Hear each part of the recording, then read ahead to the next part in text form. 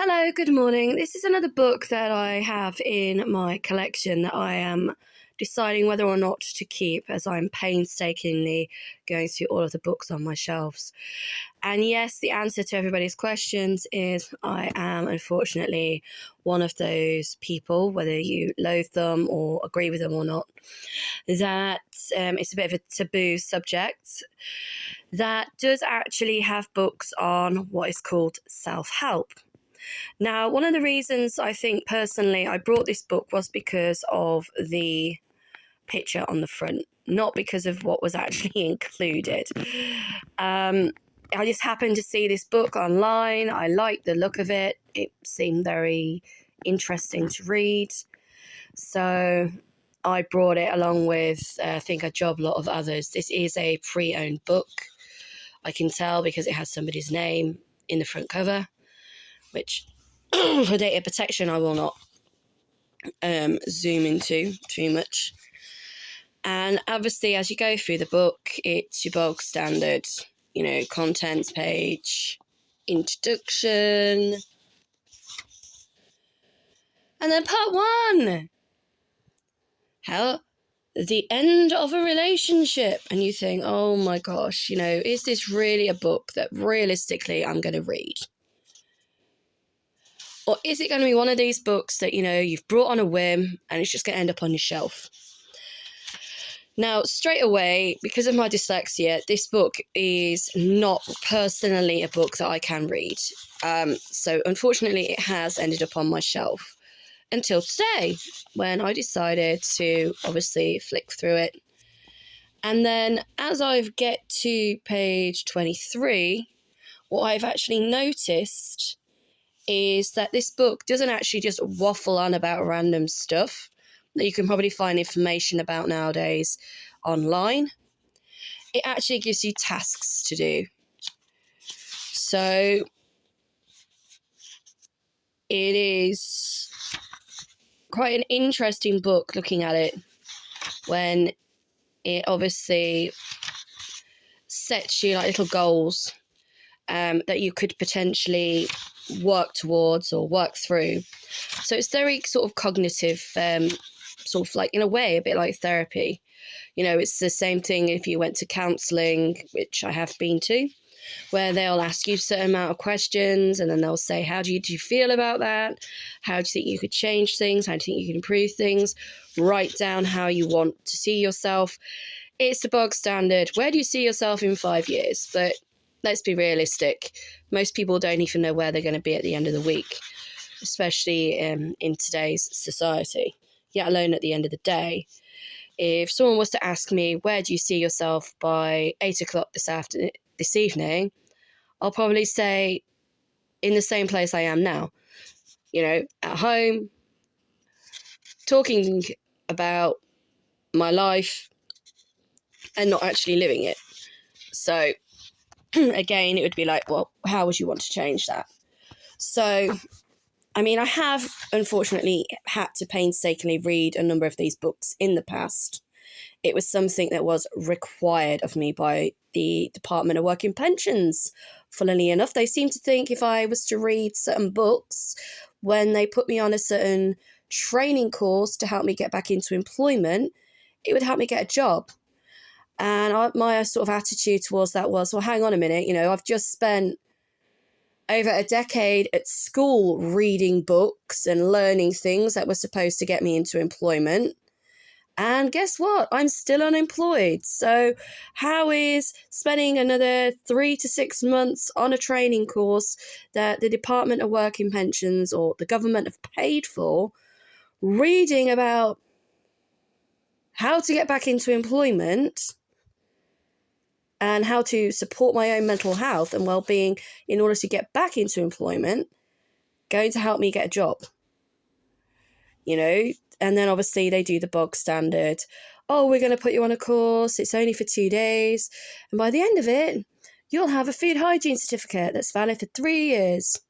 And then you can get a job in hospitality and catering.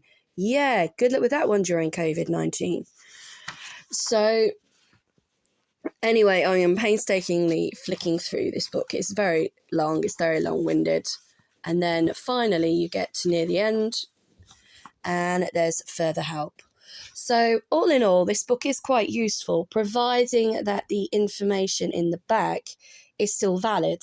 And that is one thing I have noticed, sadly, with books, depending on the time that they went to print, is that not all of the information in the back of the book. Hang on, just give me a second. I need to just change hands. It gets a little bit achy after a while holding your phone. That may be useful. Now, looking through some of them myself, I know that things like gingerbread do actually still run. And although it says that it's for single parents, I know that gingerbread don't just support single parents. They also, if I remember after speaking to them over a decade ago, that's how long ago I actually spoke to them. So as far as I'm aware, they do actually still run. There was some information at the Department of Work and Pensions, so my local job centre, about gingerbread. What I've also found now, if you ever do go into the job centre, because everyone's being transferred to Universal Credit, is the information they used to provide, like leaflets and stuff, isn't really there anymore. But I do recall picking up one for gingerbread about 8 years ago, and I did ring them and I did look on their website. So they may or may not still be running, but it does say single parents. But as far as I'm aware, they also support grandparents too. And then obviously, as we go down, Relate, which I know still runs. So some of them will potentially still run, but the information or contact details may have changed. So please do your research. Do not take any book that you purchase as being gospel. Things change all the time. And then again, there are books that you can potentially buy.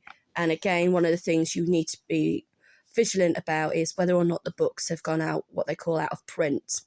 Now, I've been quite lucky, and in the past, I do need to find these books. There were 2 books from my childhood that I really, really loved. One was called The Necklace of Raindrops and Other Stories, and the other was called Wait Till Helen Comes. And apparently that one actually did get made into a film, but I can't seem to find it online or purchase it from anywhere.